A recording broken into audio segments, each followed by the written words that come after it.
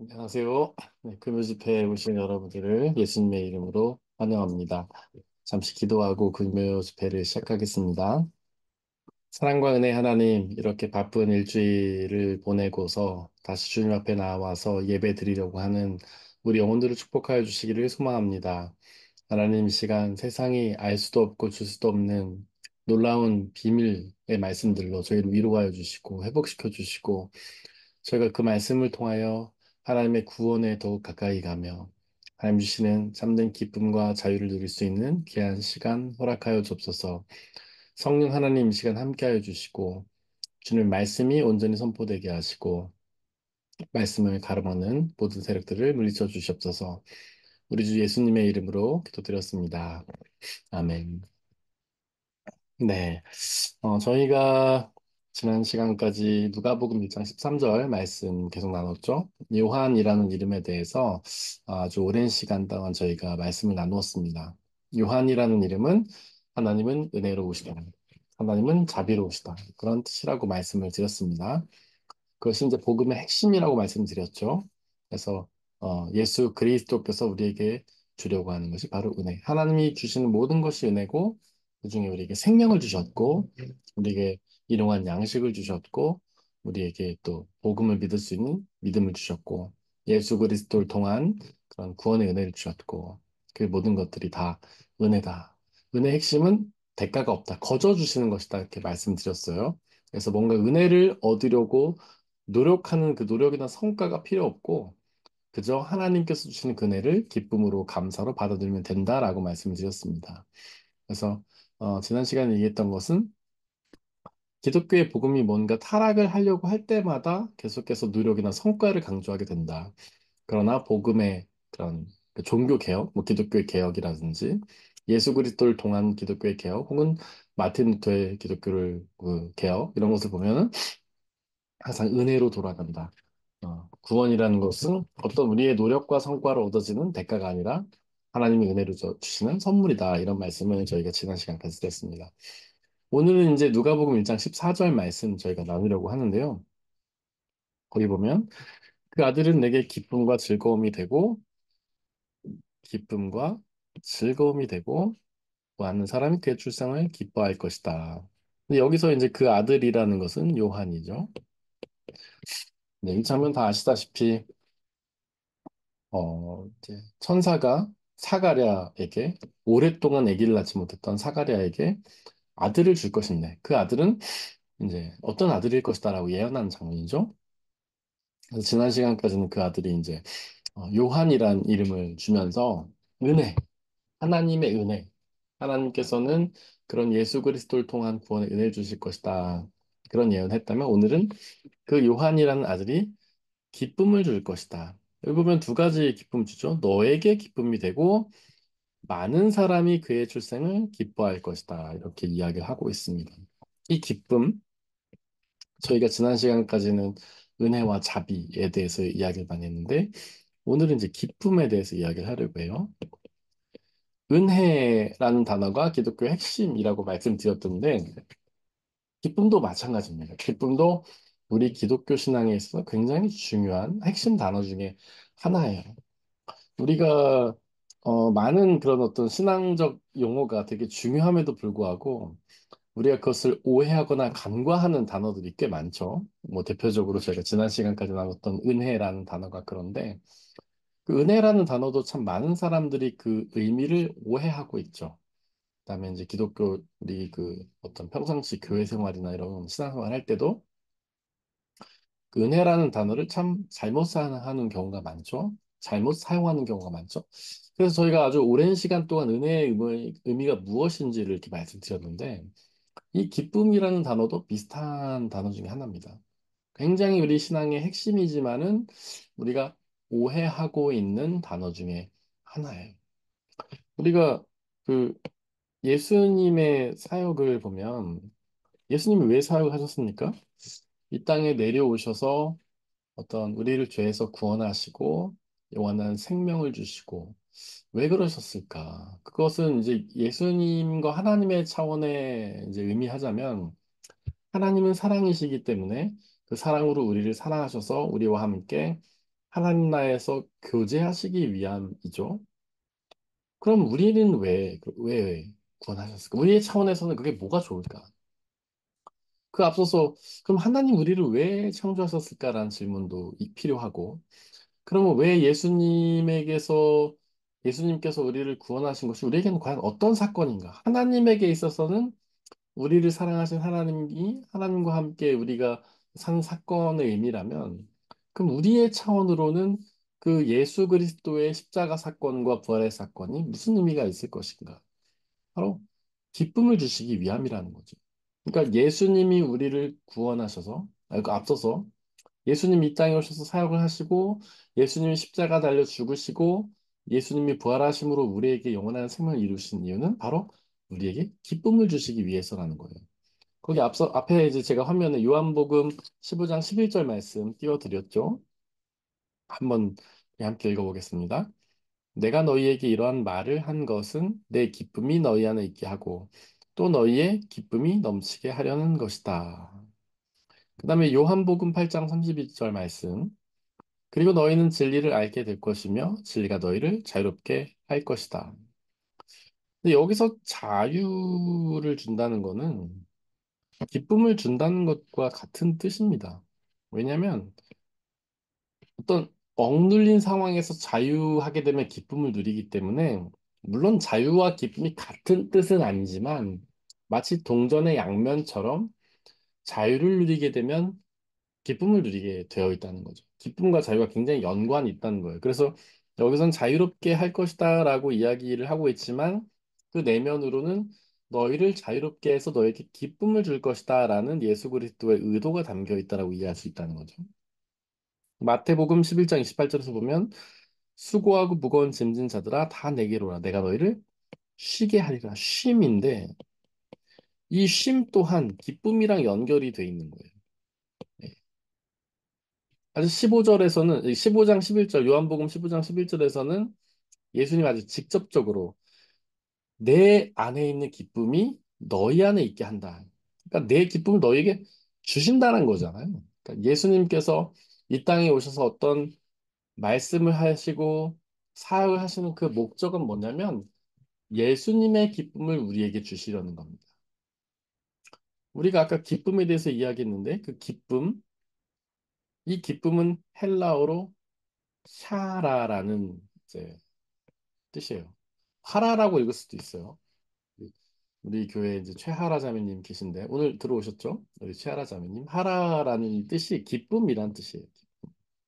근데 이제 원래 헬라어 발음에 좀 우리가 따라 보면 사실 정확하게 발음하면 하라라기보다는 히라라고 발음하는 것이 좀 더 맞습니다. 뭐 그래도 완전 네이티브 발음하고는 좀 차이가 있을 수 있겠죠. 우리가 독일어를 아무리 그 잘해도 태어나서 뭐 잘한 사람이 아니면 발음을 완전 똑같이 하긴 어렵지 않습니까? 그것처럼 이 헬라어 발음도 우리가 따라 해도 실제로 똑같은지는 알 수도 없습니다. 이제 똑같을 수도 없거니와 알 수도 없어요. 왜냐하면 이 헬라어라는 것, 우리 성경에 쓰여진 헬라어라는 것은 고대 그리스어거든요. 지금 현대 그리스어하고도 많이 달라요. 현대 그리스도인들이 봐도 지금 현재 우리 동시대를 살아가는 그리스인들이 그거를 봐도 완전히 정확하게 이해를 못한다고 하죠. 마치 우리가 나랏마쌈이 뒹기게 달아 뭐 이런 거 읽는 거랑 비슷한 느낌일 거예요. 어쨌든 샤라인데 이 샤라는 기쁨 중에서도 그냥 단순한 기쁨이 아니고 하나님이 주시는 완전한 기쁨을 뜻합니다. 그래서 예수님이 내 기쁨이 너희 안에 있게 한다. 그러니까 내 기쁨을 너희에게 준다라는 말씀은 샤라, 하나님에게 있는 완전한 기쁨을 우리에게 주신다라는 겁니다. 이거는 차이가 있어요. 하나님의 우리에게 주시는 기쁨은요, 우리가 이 세상에서 누리는 기쁨과는 차이가 있습니다. 우리가 주로 뭐 때문에 기쁜가요? 뭐 여러 가지 사건 때문에 기쁘죠. 뭐 작게는 맛있는 것을 먹거나 어떤 재밌는 것을 보거나 그다음에 뭐 즐거운 여행을 하거나 좋은 친구들을 만나거나 좀 더 크게는 어떤 뭐 여자친구가 생긴다, 이성 친구가 생긴다든지, 또 나가서 뭐 결혼을 하게 된다든지, 자녀를 낳게 된다든지, 뭐 이런 굉장히 큰 기쁨이겠죠. 뭐 또 다른 기쁨도 있죠. 뭐 원하던 대학에 들어간다던가, 좋은 직장에 들어간다던가, 월급을 많이 받게 되었다던가, 직장에서 승진을 한다던가, 뭐 사업이 잘 된다던가, 이럴 때 우리는 이제 기쁩니다. 하지만 이 기쁨은 뭐 세상적 기쁨이라고 할 수도 있고, 사람의 기쁨이라고도 할 수 있겠죠.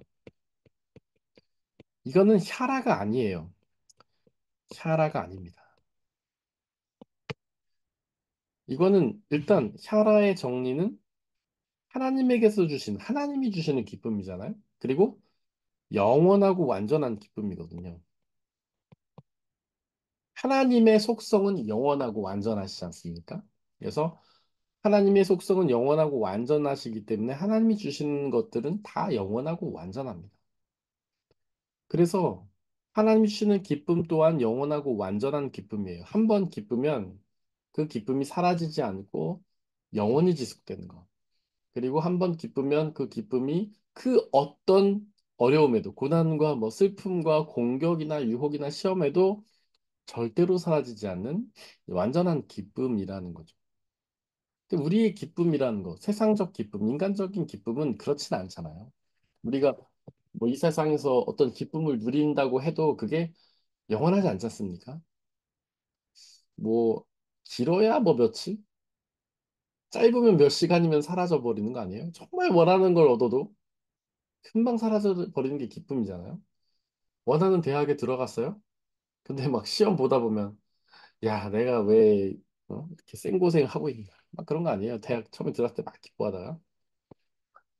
그리고 뭐 예를 들면 원하는 직장에 들어갔어요. 근데 직장 상사한테 막 갈굼 당하고 일이 너무 많고 자유 시간 없고 그러면 막 우리는 또 퇴사를 고민하지 않습니까? 그렇게 원하는 회사 막 그렇게 들어가고 싶어서 수많은 노력을 하고 공부를 하고 스펙을 쌓고 막 그랬던 회사에 막상 들어가도 조금 지나면 아, 나 이거 그만둬야지 않을까? 막 이런 고민을 퇴사를 고민하게 되는 어, 그 기쁨이 영원하지 않다는 거죠.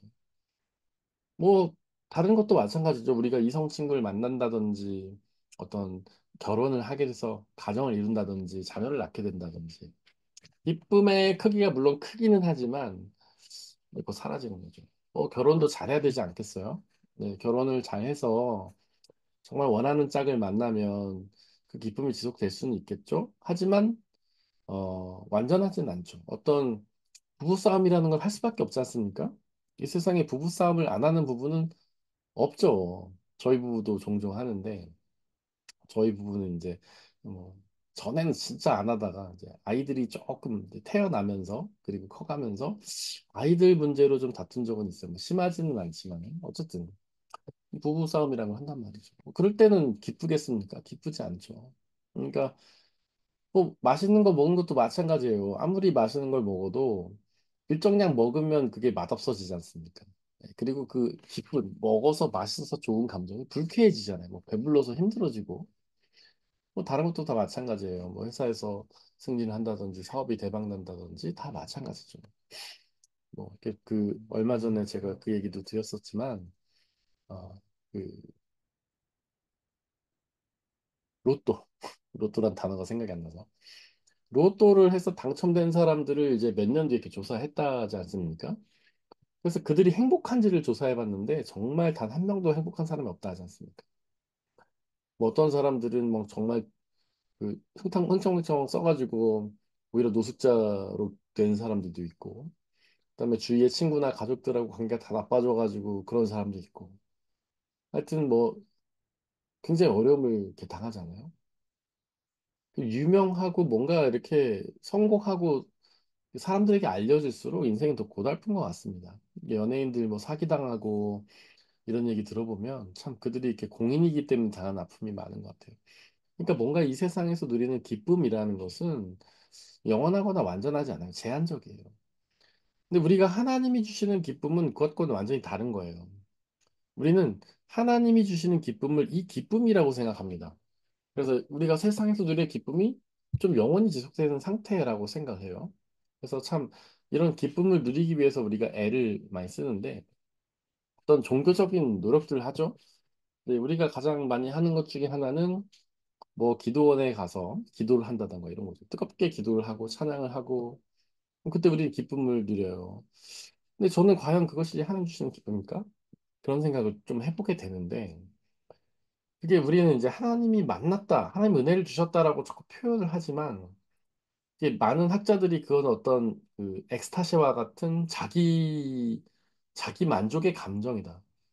라고 생각하는 사람들이 많잖아요. 우리가 뭔가 엄청난 이렇게 화려한 반주에 막 불 꺼놓고 조명에 막 그런 상태에서 뭔가 뜨겁게 찬양하고 기도하다가 느껴지는 그 감정이 과연 하나님을 만난 감정일까? 아니면 그냥 마치 그 콘서트장에 가서 사람들이 뭐 그 가수들의 노래를 따라 부르다가 느끼는 그런 엑스타시와 비슷할까?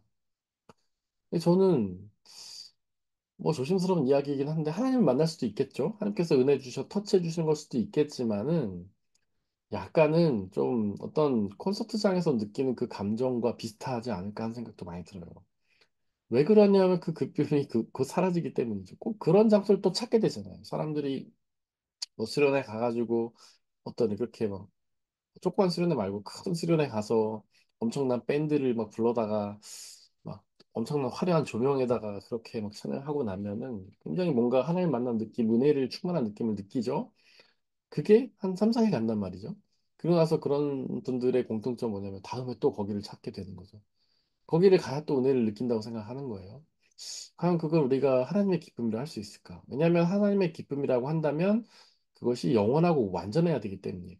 하나님께서 우리에게 주신 기쁨이 그 어떤 어려움에도 사라지지 않아야 하고 우리가 이 세상에서 삶을 갖는 동안뿐만 아니라 이 세상을 떠나도 그 기쁨이 영원해야 되는 것이죠. 그래서 저는 과연 그럴 것일까요? 네, 지금 밖에서 요란한 소리가 나고 있는데 아시죠? 지금 독일 축구 경기 하고 있는 거? 독일이 혹시 골을 넣었나? 이런 생각이 들긴 합니다. 어쨌든요. 그 제가 최근에 이제 이렇게 대형 이렇게 집회 몇 번 이제 가보면서 느끼는 건 점점 더 화려해지는 거예요. 그 세션들도 점점 더 화려해지고 그리고 소리가 굉장히 커가지고 뭐 제 찬양 소리가 들리지도 않아요.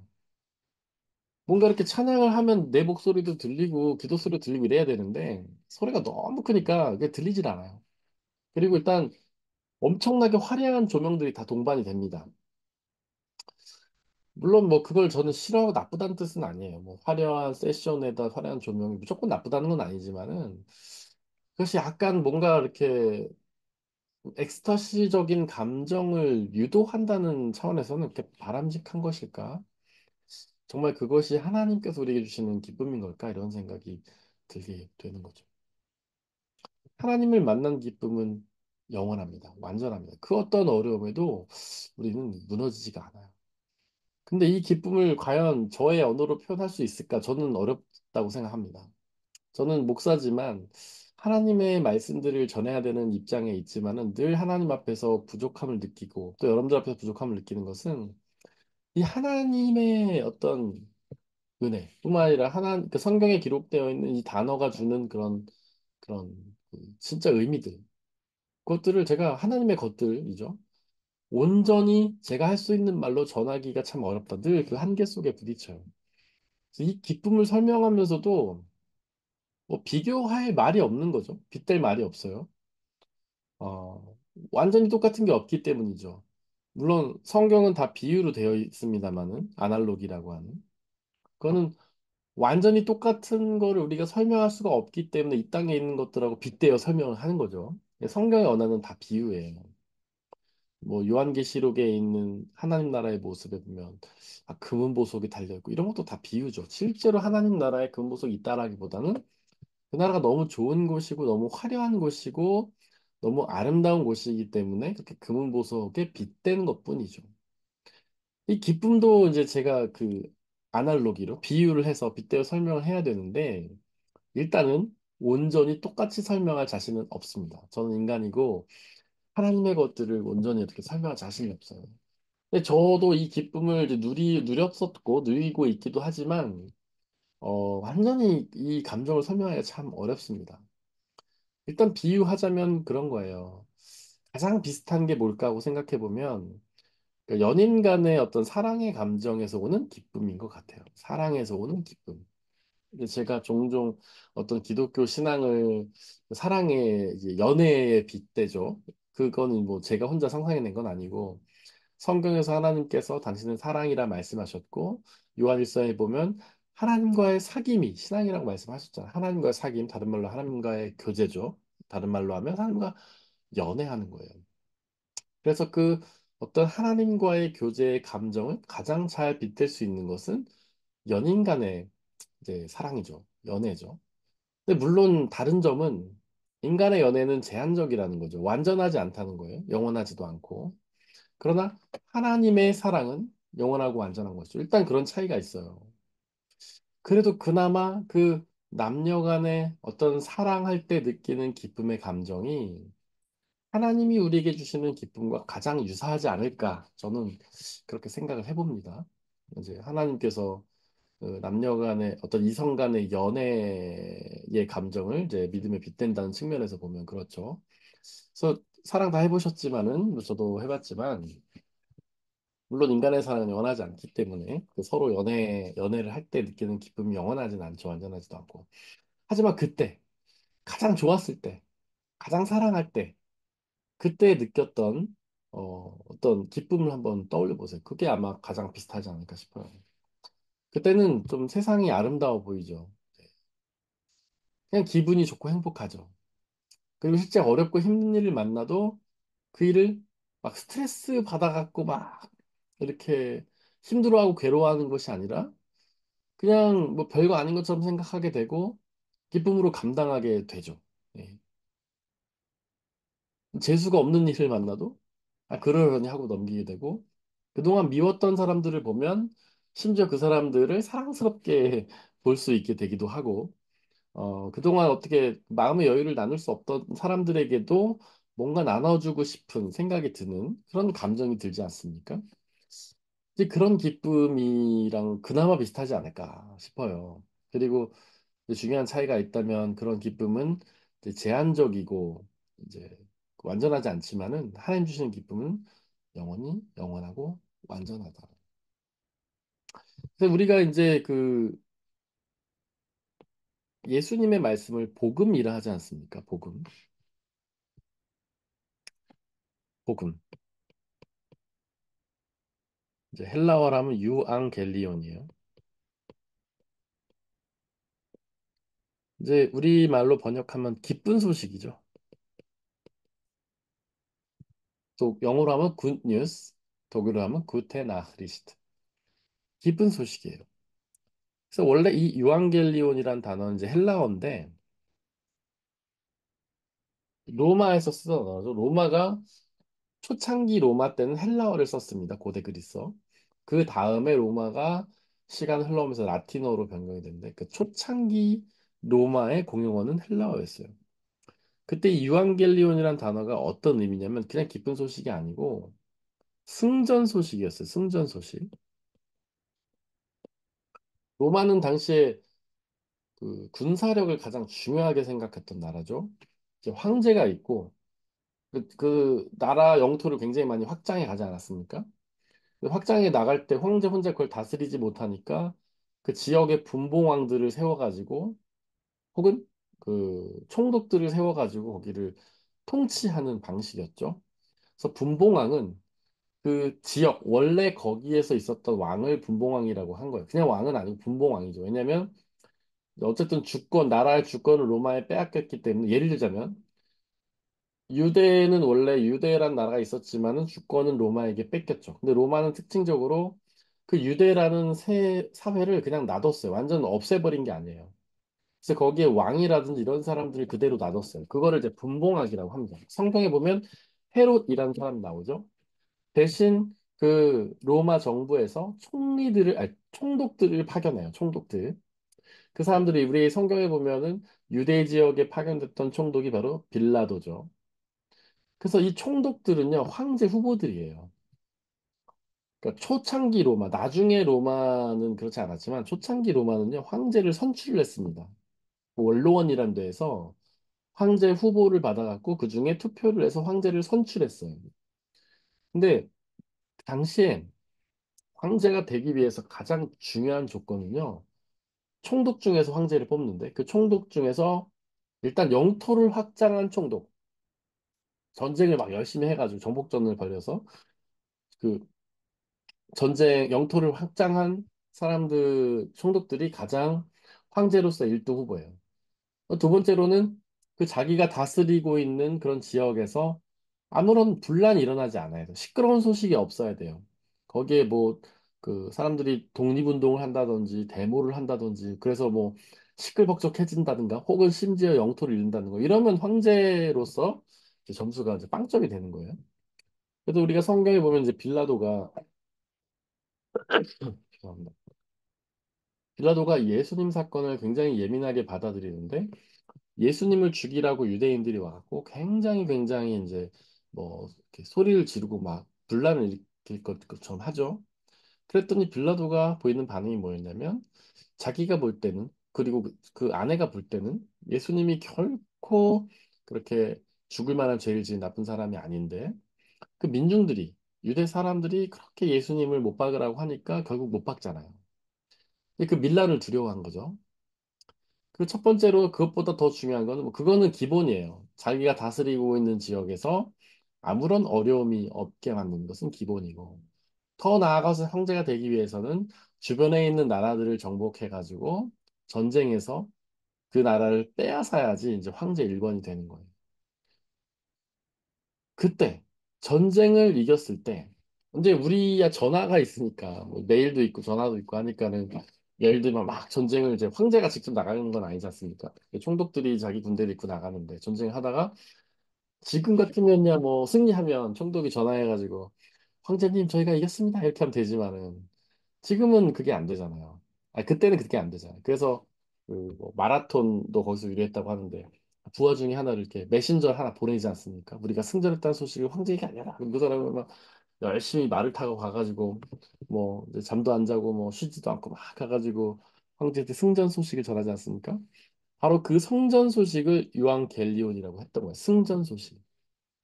그러니까 로마가 전쟁을 이제 벌이는데 거기서 이겨서 확장했다는 그 기쁨의 소식을 전하는 것을 유앙겔리온이라고 했던 거예요. 로마 황제의 입장으로 보면은 굉장히 기다리는 소식이죠. 정말 우리에게 필요한 소식.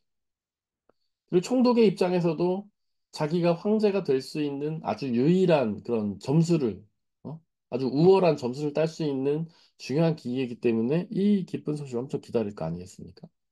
그리고 이 소식을 들었을 때 얼마나 기쁘겠어요. 황제로서 우리나라 영토가 또 확장됐구나. 나도 황제로서 할 일 잘했네. 총독으로서도 굉장히 기쁘겠죠. 내가 어, 드디어 황제가 될 수 있는 유일한 어떤 유일한이 아니라 우월한 고지를 선점했구나. 막 이렇게 생각할 거 아니겠습니까? 바로 복음이라는 게 이런 거예요. 누군가 굉장히 기다리는 소식. 그리고 그 소식을 들었을 때 진짜 기쁜 소식. 그 예수님이 탄생하실 때 어, 누가복음에 보면은 그 밖에서 양을 치던 목동들에게 천사가 나타나가지고 기쁨을 노래하잖아요. 평화를 노래해요.